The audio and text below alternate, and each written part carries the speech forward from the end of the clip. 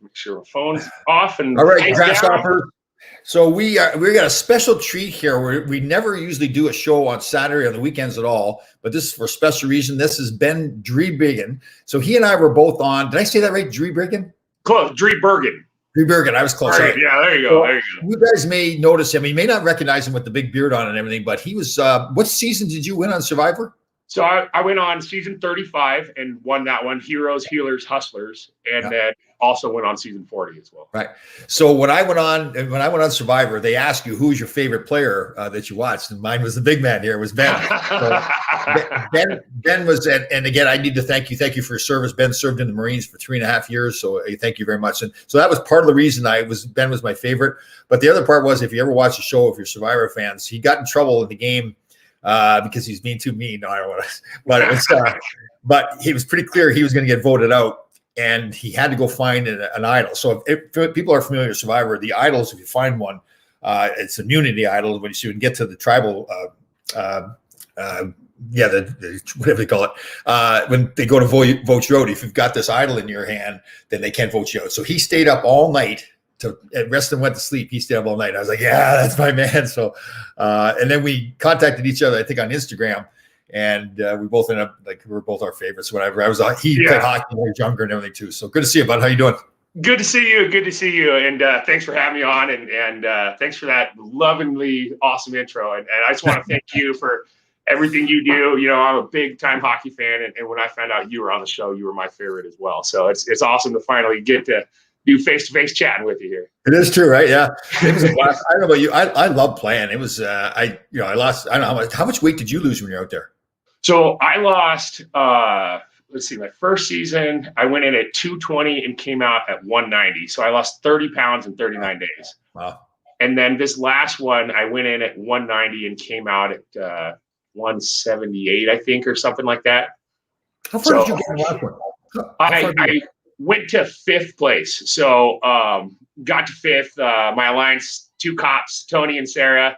That's and right. we had a good go at it and everything. And the game's a crazy situation. And being out there, if you get that feeling that someone's kind of coming for you, you kind of know. And one of my good friends and alliance member Sarah was struggling out there with whether or not to vote me out.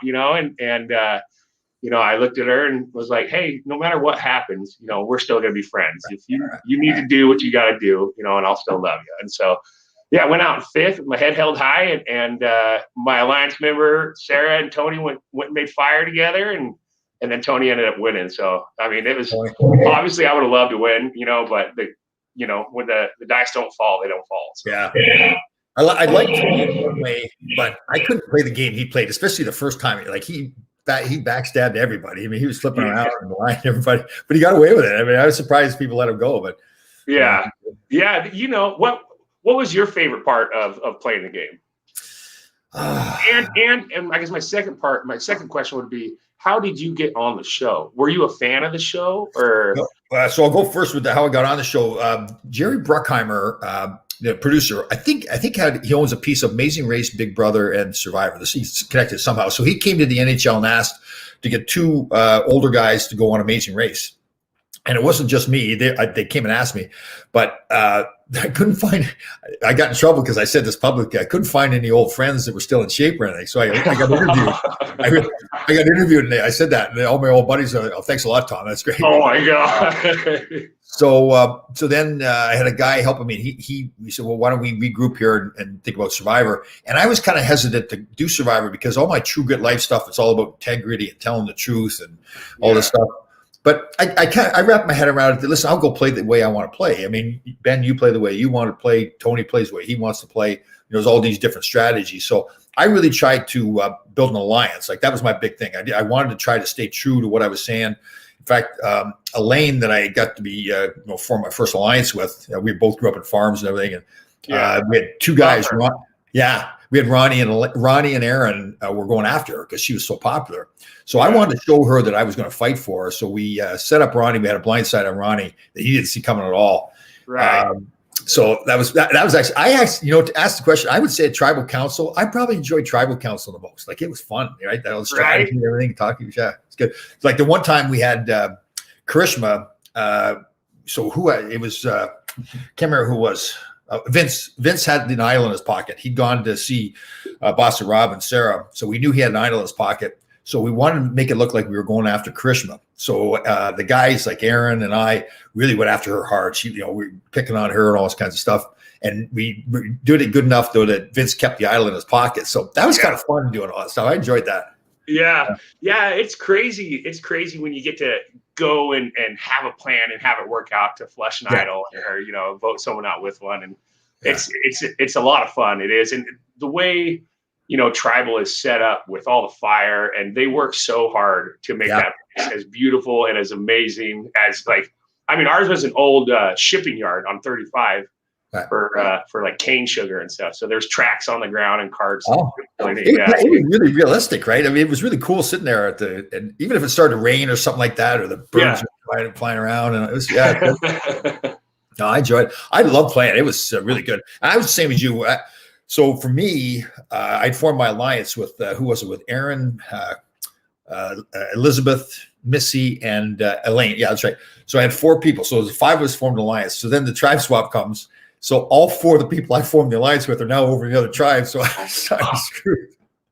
Swap screwed, right? Yeah. And then Dean and I were still pretty close. And we woke up in the morning of the last tribal challenge. And we said, so it was a 4-4 split on the other tribes. So we said, why are these guys going to want to win this challenge where they're going to put people that they've got an alliance with at risk? They're probably going to throw it. Mm-hmm. So it turned out that we had the last part of our challenge that day was a basketball. There was hoops in the water, and you had to shoot the baskets. Well, Dean happened to be a basketball player. He told me he was a basketball player. So I made sure that I stayed up there so he would be able to shoot all the baskets. I can't remember who wanted to be up there. I said, no, leave me up here. I'll go up there with him. He said, okay. Ends up, I found out later, Dean only scored 5 points in his whole basketball career at college. so we ended up losing, and I got voted out. So it was funny. Oh, that's awesome. Yeah. No, I shot ball before. That's great. That's great. I love playing. Did you guys win? Did you guys win that challenge, though? No, we lost the challenge. Oh, okay. Yeah. And that was when I got voted out after that. Yeah, it's funny. Oh, man. But I was the same as you. When I got voted out, I played exactly the way I wanted to play, and I remember sitting there thinking to myself, I wouldn't do anything different, right? So yeah, and playing, a second time, playing the first time, I was just a big fan, and we'd watch a show, and my wife was like, "Well, if you think you're so good, at playing Survivor, make a video and actually go play it," because I couch Survivor it, and so being out to the first time and doing all those fun moves. I mean, one time I had Devin standing on my shoulders, and we painted an arrow on top of a tree to hide that fake idol for someone. And it was just insane, right? But then you come back and you're like, oh, yeah, that jury management's a little iffy, And so you want to do big moves and but it's so hard. And so the second time I wanted to play like you, though, with integrity and honor and stuff. And you can't have an alliance with everybody, but when you make that one alliance, that's your alliance. And so I took a page out of your book on that one. So. That's right. Yeah. Because I was thinking to myself, once the tribe swap happened, I could go to them and say, okay, I'm going to flip on my guys on the other side. But then why wouldn't they trust me? Right. Because I've already screwed those guys. So I was stuck with it. I tried my best to put the finger on Karishma, but I did that all game long. I felt bad for we actually got to be friends after the show because we went at it hard, but it was funny. Right.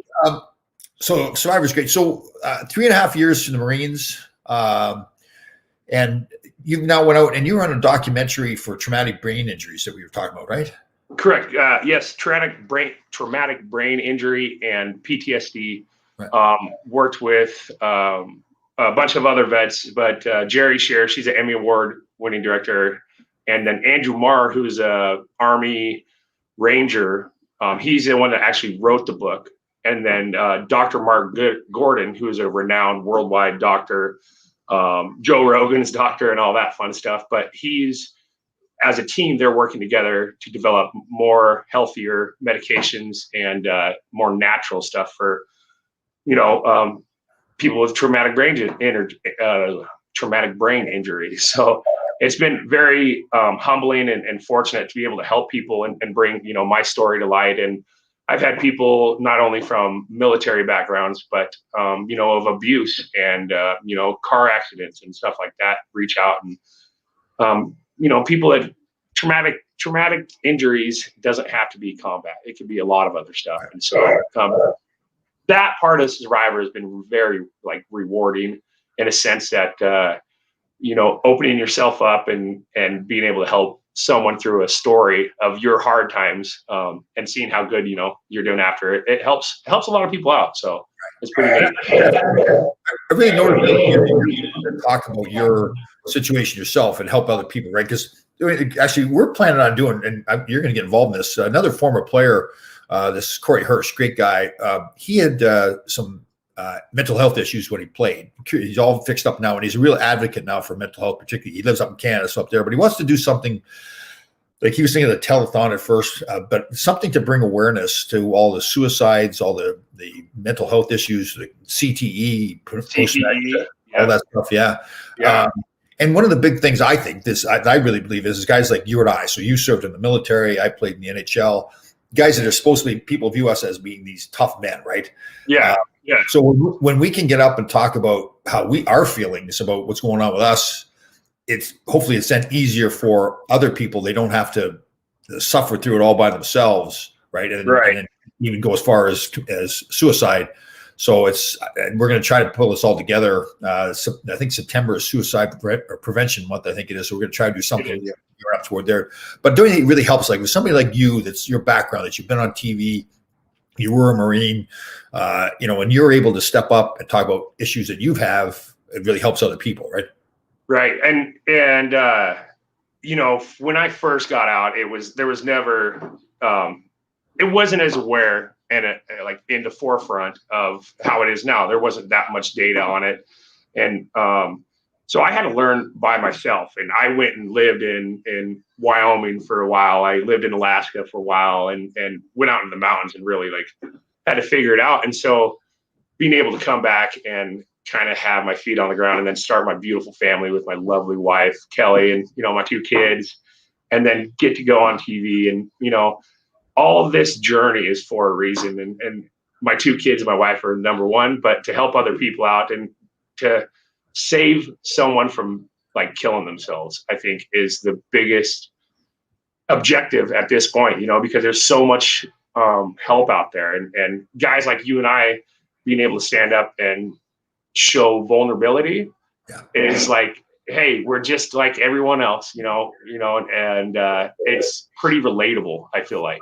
Yeah. One of the things that really impressed me about you, the way you are with your wife and your kids. When I first saw you on TV, I thought, okay, people can talk about stuff, right? But when they came out with the loved ones visit and the way you acted with your wife and everything, and even the second time around, the way you talk about them now, to me, that's a huge thing for me. The way a man treats his family is a huge thing. And you can tell that you really genuinely love your family a lot and treat them the right way. So that's pretty impressive. And being a good dad and a good husband is all part of life. Being a good person. That's the simplest, to dumbify it, put it to crayons and paper. Just be a good person, be a nice person, and that golden rule of do unto others as you want done to you. But don't just think about your actions and how they might be portrayed or someone might think of you. And you don't want that bad stuff on your name. So, yeah. I know the same way. For me, I have really learned over the years that the more stuff I do for other people, the better I become too. It's a two-way street, right? You're trying to help somebody else, but in turn, you feel better about yourself. People look at you a bit differently. So yeah, totally.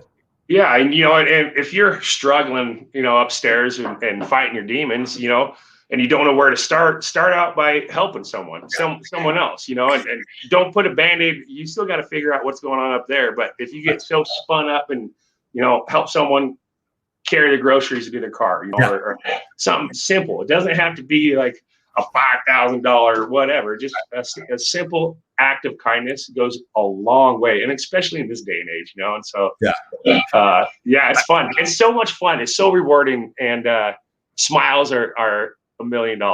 It's So awesome. it's funny. I tell a story to people. A few months ago, I was at Costco, and this elderly gentleman, this guy, he doesn't have a cart, but he's got a couple of boxes, and you can tell he's kind of struggled to carry them. And my cart was kind of empty. I didn't have that much stuff. So I said, hey, sir, why don't you throw your stuff in here? We're both going to checkout. I said, throw your stuff in my cart, and we'll go the same line. And so I helped him out. And then I could see he didn't have any way to carry it out to the car. I says, yeah, throw it in my bag, and I'll carry it to your car for you. So we started chatting about everything. We're chatting, exchanged names. And I said, so what do you do? He goes, oh, I'm a priest. So I'm thinking, here, now I've got God on my side, right? Because that's awesome. Yeah. That's awesome. I just thought it was kind of funny, because it was really, like you said, it wasn't a big deal. I was going to the parking lot anyways, but to have him turn out to be a priest was pretty entertaining. That is awesome. That is cool. That's a good one. Good job. Now, do you keep up with a lot of your vets that you were in service with?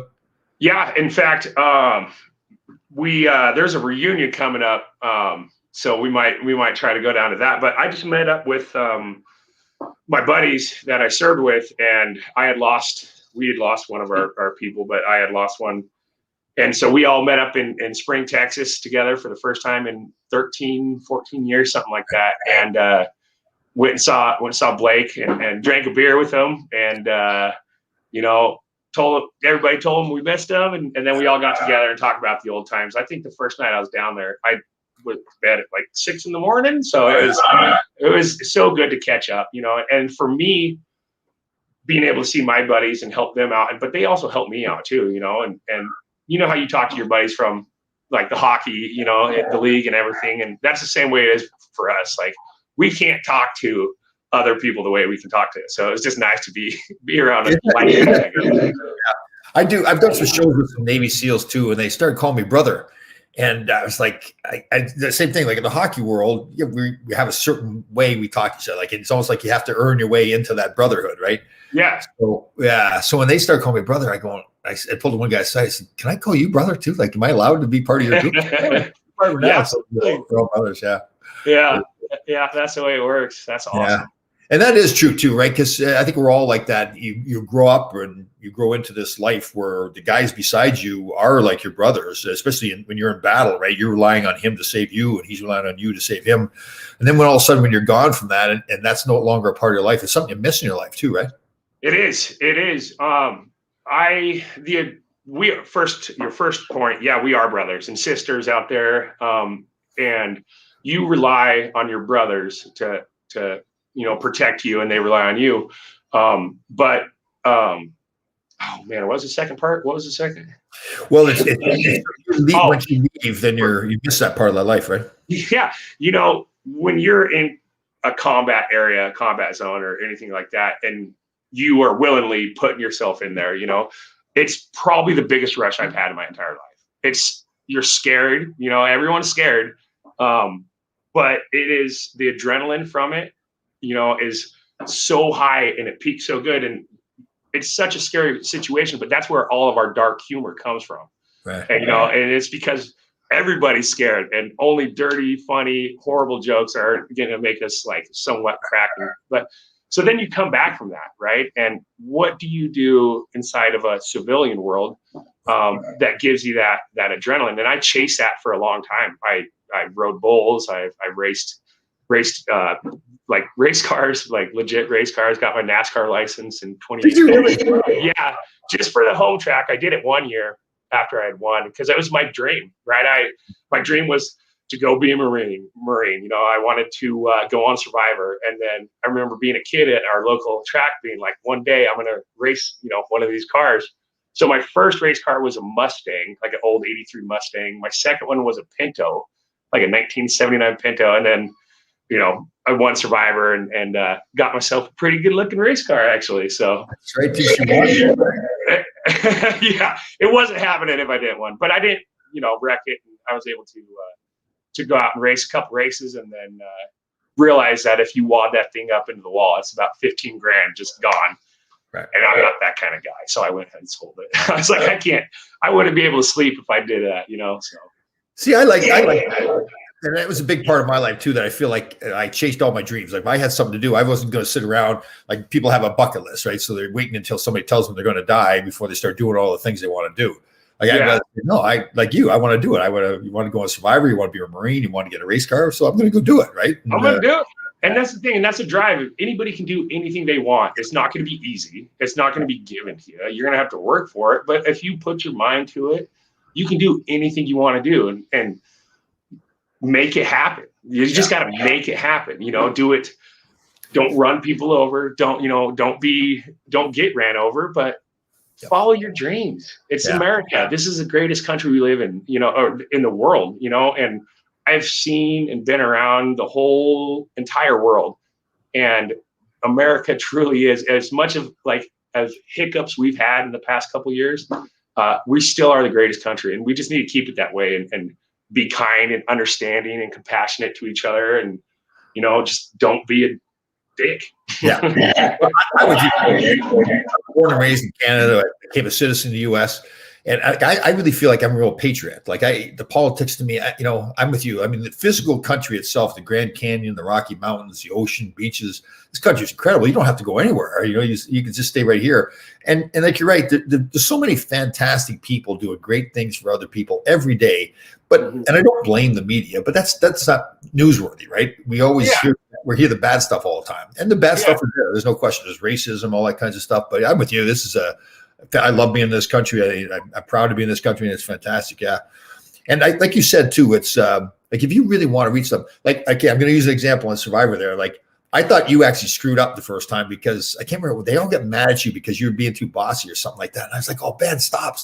But then, so technically you could say, and I'm not saying you could, oh, Ben, you screwed up, you made a mistake.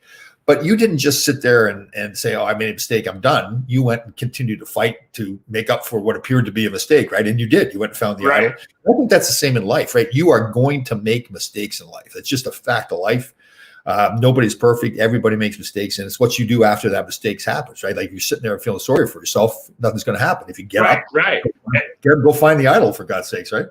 Exactly. And that's how you measure, the measure of a man and a woman is everybody makes mistakes, but getting your feet back on the ground and learning from your mistake and not doing that. I tell my kids this all the time. It's like, you guys are going to make mistakes. Dad and mom have made mistakes, but we've learned from those mistakes to not make them again, And so being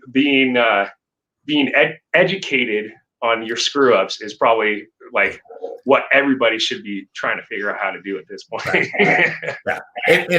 own the mistakes too, right? Like, don't try to blame it on somebody else. Say, listen, I did it. I wasn't misquoted. I didn't say something out of context or whatever. I said what I said. I did what I did. Now we move on. You have a choice. It's always a choice. You have the choice. If there's a fork in the road, you have the choice to go left. You have the choice to go right. And whatever that choice is, you have to own it and walk through it. You can't turn back around and be like, no, I don't like this. Let's go. Because then you're just going to be stuck in one spot, walking circles. Right. Stay dedicated, stay driven, and finish your objective and learn from your mistakes, Do you get asked to go out and do public speaking at all? No, I'm a stay-at-home dad now. I take care of the chickens and the dogs, and we have a rental business, and so my wife works, and I've been homeschooling kids, and my time, you're the first podcast I've really done since all the big show, and so I just want to, I'm such a huge fan of you, and I just, when you asked me, I was like, no question, got it cleared, and we were good to go. So that was a two-way. I totally admire you a lot. I admire you for your service to your country. I admire you the way you are with the family. I admired you having Survivor there, the way you wouldn't quit too. So it was a real honor to have you on. So have you kept in touch with any of the Survivor people? Yeah. So I still talk with Ryan for my first season on it, and Lauren and Dr. Mike, Joe, Coconut Joe, we, text every once in a while. And then, Michelle from the Winners, and of course, Tony and Sarah and Denise. And you build, it's almost in a way kind of like the military because there's not a lot of us that have been on Survivor, right? So you can't really talk, like, the most common question is, where'd you go to the bathroom, right? But that. And so you kind of build this brotherhood and sisterhood with each other. And if you can put the feelings, and because it does get nasty, but if you put all that stuff aside and just be humans to each other, we're all a bunch of pretty cool people. Yeah, it is. You're right. Like, was it like 600 people have ever played the game or something? But it's funny about the bathroom because I remember the first time out there, and because I'm thinking to myself, well, obviously I know there's no toilet paper. The leaves have got bugs all over them and everything, like, dirty and like that. So what are you going to do? Well, you go. They teach you to go have the aqua bomb, right? So the first time I go up in the water. So I never done it before. I do my business and it's floating on the top of the water. And then I'm trying to get away from it and the waves are crashing in and like the poop's chasing me around the water. Did you figure out how to get away from it finally? No, I didn't. You got to walk slowly back. You just got to walk. And then as the tide's going in, yeah. Oh, so. God, I thought it was trying to get back inside me again or something. I didn't know what was going on. That's awesome. It wasn't funny though. Stuff like we were stupid. We didn't realize that we had to flatten out the bamboo. We had split it in half, but we didn't flatten it out. So our bed was awful. So we just ended up sleeping in the dirt. And I got used to sleeping in the dirt. I enjoyed it. It was pretty good. Yeah. We first season we did pretty good on all our shelters. Second one we ended up sleeping in the dirt. But my bag caught on. I was sleeping by the fire, and my bag is a pillow. Yeah. I think it's right here, but it caught on fire, and Tony woke me up. He's like, "Your hair's on fire!" in my bag. It was so funny having Tony. Like, him and I had a good time out there. I can see him being a good sense of humor. Yeah, it was a blast. Yeah. I'm trying to think of something else. We had some funny people. It's funny how it worked out too. So the first Lyro tribe we were on, it was funny. We had some funny. Elaine was hilarious. We were all giving each other a hard time. We actually, the first night there, we were all, couldn't sleep. We're sleeping on bamboo. So we all 10 of us gave what we thought all other 19 players were, like just from those 5 days you're sitting at the Ponderosa right before. And it was some funny stuff, like, who's gay, who wasn't gay, and all this kind of stuff. They thought I was reading the book by David Scoggins, the Navy SEAL, You Can't Hurt Me. So they thought I was like Jason Bourne or something like that. They thought it was. Oh my God! So it's pretty funny.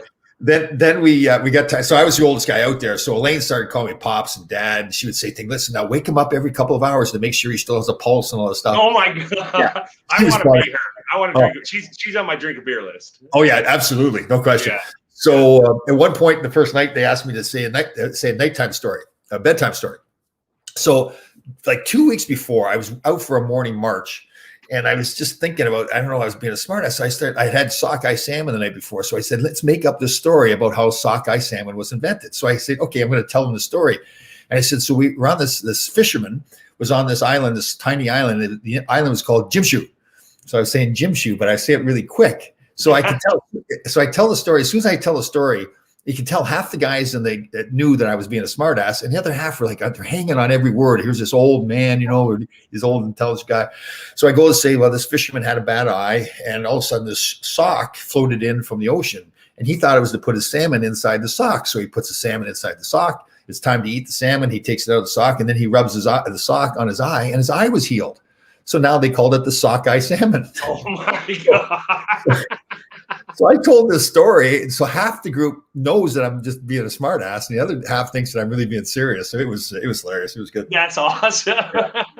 Yeah, funny stuff. Awesome. So we should do this more often, my friend. Now that we got on here, I really, like I said, I love your attitude about your life, your family, and everything like that, about fighting through things. And you've lived it. That's the thing about it. Like when you talk about this stuff, you're not just some guy that says, okay, this is the way you should do it. This is the way I've done it. You're a great example. So.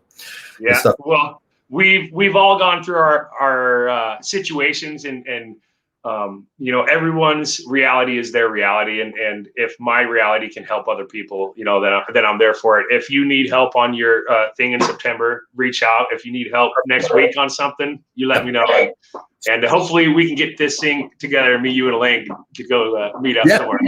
We'll definitely do it. So let's try on doing something like every couple of weeks. You and I will get on, and you're definitely going to be part of this thing in September for us. And I'm really glad you're in my life now. You're one of those guys that really adds to everybody else's life, and I'm glad you and I are friends. So great job by you. Awesome, brother. Thank you, Tom. I appreciate it. Take care. That's all.